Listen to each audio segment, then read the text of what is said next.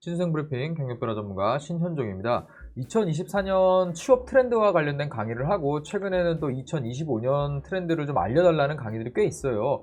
여기에 지금 제가 이야기하는 무경력자는 바로 신입이죠. 자, 신입이 취업이 어려운 이유를 알려달라는 학생들도 상당히 많고요. 또 우리 청년들 중에서 제가 지금 대학교 2학년 3학년인데 요즘 경력을 안 쌓으면 취업이 어렵다고 하던데 어떤 거 해야 되나요? 자, 이런 질문 상당히 많이 하거든요. 그래서 인턴이 중요하다, 인턴이 금턴이다, 이런 거는 이미 어느 정도 알고 있는 학생들이라면 상당히 신경 써서 챙기는 걸 옆에서 볼 수가 있습니다. 자, 그럼 무경력자 취업이 왜 어려운지 조금 내용을 제가 갖고 와 봤거든요. 이야기를 좀 해보도록 할게요.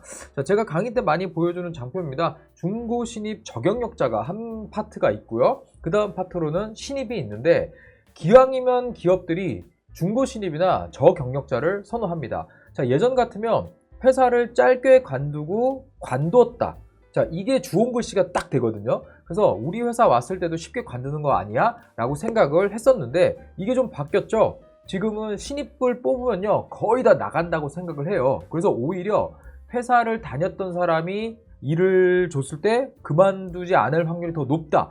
자, 신입 같은 경우는 처음 선발을 했을 때 첫 직장이니까 열심히 더 잘할 것이다 라는 기대가 과거엔 있었죠. 그런데 지금은 유튜브나 이런 데서 경력과 관련된 부분, 자, 뭐 돈을 얼마 받는데 막 이야기하는 것들을 많이 보잖아요. 자, 그러다 보니까 근속 연수가 보장이 안 되는 거예요. 그러니까 기업 입장에서도 채용 비용이라던가 이 사람한테 처음에 월급을 줬던 부분, 자, 이런 거 회수가 안 되는 겁니다. 자, 그러다 보니까 오히려 신입을 선발하는 것보다는 중고 신입 저경력자를 뽑는 게 회사 입장에서는 더 나아졌고요. 그리고 코로나가 딱 발생이 되면서 해외 나가는 거 다 막았잖아요. 그러니까 조금 일을 해본 사람들이 다시 대거 채용 시장으로 들어오면서 이 사람들을 뽑아보니 더 괜찮더라. 기업들이 이거를 학습하게 된 거예요. 자, 그러다 보니까 기업들이 신입을 굳이 뽑아야 될 이유가 많이 없어졌다라는 거는 팩트예요. 자, 그 다음에 공채가 없어졌으니까 지금 신입을 안 뽑는 거다라고 이야기하는 분들이 있는데 약간 다른 거예요. 공채를 진행하던 시기에도 현재 근무를 하면서 면접 보러 오는 사람들 있었어요. 꼭 그 문제는 아니고요.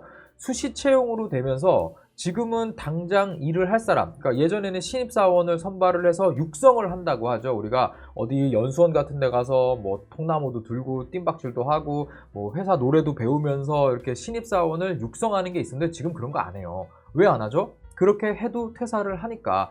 거기에다가 수시 채용 제도가 들어오면서 우리 회사에서 필요한 직무나 사람이 정확하게 명확해졌죠. 자, 이 사람을 뽑다 보니까 당연히 경력이 있는 사람들이 지원을 하게 되고, 이렇게 선발하는 입장에서 봤을 때 그래도 일을 해본 사람이 가르치는 게 더 편하지 않아? 이러한 생각이 딱 만나면서 중고 신입 저경력자가 훨씬 더 채용 시장에서 유리해졌다, 이렇게 보시면 될 것 같아요.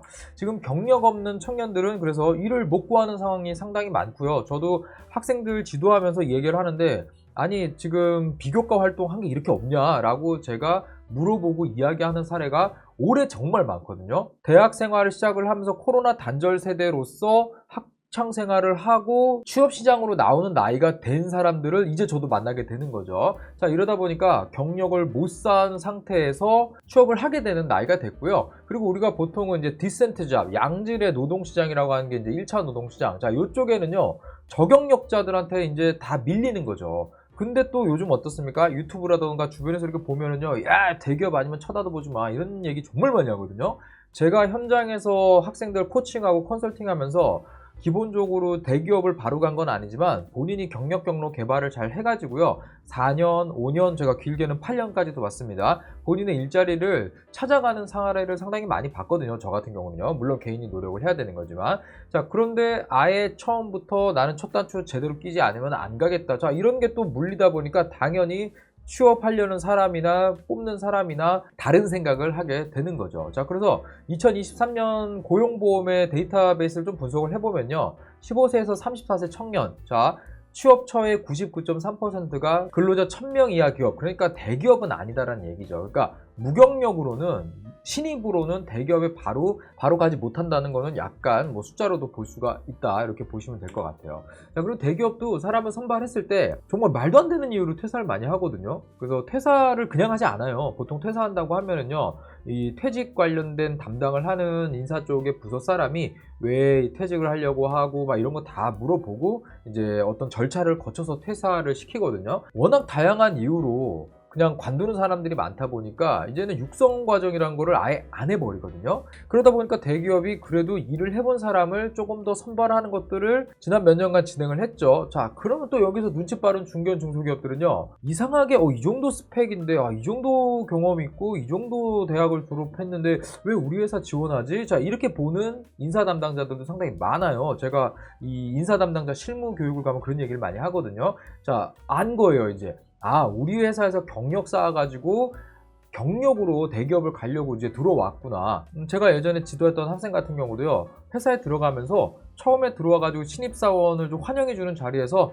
선배님들한테 빠르게 배워서 제가 저희 원청사로 입사하도록 제가 경력이직하도록 노력하겠습니다, 이런 얘기를 했다가 참으로 확 끼어드는 거죠. 근데 당시에 그 친구 같은 경우도 자기가 1년, 2년, 3년 일하면은요, 자기가 좀 나온 대학이라던가 이런 것들 좀 뛰어넘는 취업을 할 수 있을 것이다 라고 생각을 하고 좀 도전을 했었는데, 제가 볼 때는 조금 문제가 있는 게, 이분 같은 경우는 자, 면접에 가서 일한 경험도 중요하지만 면접자의 태도도 되게 중요한데 뭐 그런 부분들은 조금 제가 볼 때는 되게 잘 취업을 했는데 본인의 눈에는 맞지 않았던 거죠. 자, 이런 사례들이 꽤 많아요. 자, 그러다 보니까 중견 중소기업들도 어쨌든 무경력 신입을 채용하는 게 좀 꺼려지죠. 왜냐하면 괜찮은데? 야, 우리 회사에 이런 들어오려고 그래? 이런 사람이 뽑으면 거의 100% 나갑니다. 입사 중이면서 구직활동 계속해요. 자, 이거 모르는 거 아니거든요. 자, 이런 생각을 해야 돼요. 이 사람이 3개월에서 6개월 일을 했어요. 급여 나가요. 하루라도 일하면 다 줘요. 심지어 제가 아는 인사 담당자가 최근에 이런 걸 저한테 물어보더라고요. 입사를 시켰는데 월요일부터 금요일까지 일을 해서 퇴사를 했대요.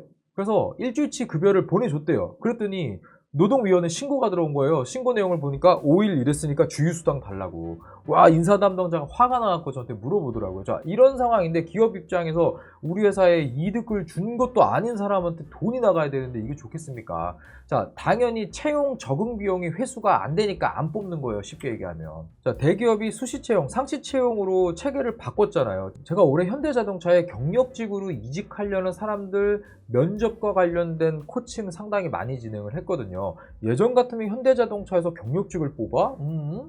좀 이상한데 라고 생각을 했을 텐데, 자, 기업들이 수시채용, 상시채용 체계로 바꾸면서 중견 중소기업에서 일하던 사람들이 대거 연쇄 이동을 해요. 자, 그 자리를 다른 저경력자들로 채우는 거죠. 그래서 이걸 또 통계청에 나온 일자리 이동 결과에 대한 수치를 좀 보면은요, 한 415만 명 정도가 이직을 한 걸로 나오는데, 이 중에서 한 16% 정도가 기업 간 이제 이직을 좀 했고, 이렇게 이직을 한 사람 중에 71.3%가 중견 중소기업, 12%가 대기업으로 이동했다라고 나와 있어요. 자, 이걸 보면은 직장을 다니면서 직장을 이동하는 사례들은 상당히 많고, 계속해서 연쇄적으로 경력을 가지고 다른 회사, 더 큰 회사, 더 좋은 회사, 원청회사 이런 쪽으로 가려고 상당히 경력 경로 관리를 노력하는 사람들이 많다라는 거죠. 그러니까 전체적인 채용이 경력직을 상당히 선호하는데, 그 경력을 쌓으려고 하는 거는 우리 회사에서 하지 않았으면 좋겠어. 이게 전체적인 트렌드다라고 보시면 될 것 같아요. 그래서 처음부터 큰 회사에 들어가면 사실 제일 좋아요. 그게 제일 좋은 방법이라고 저는 얘기 드립니다.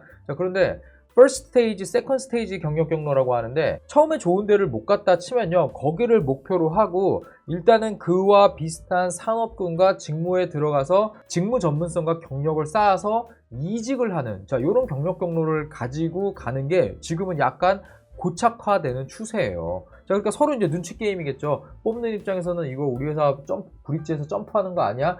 내가 또 얘기할 때는 저는 그런 거 아닙니다 라고 이야기를 하면서 경력을 쌓아야 되고, 자, 서로 다른 입장이 부딪혀서 현재 채용 시장이 돌아간다, 저는 이렇게 얘기를 드리고 싶어요. 물론 인재가 필요하거나 부족한 곳들이 있거든요. 자, 이런 부분은 제외입니다. 전체적인 전반적인 시장을 얘기를 드리는 거예요.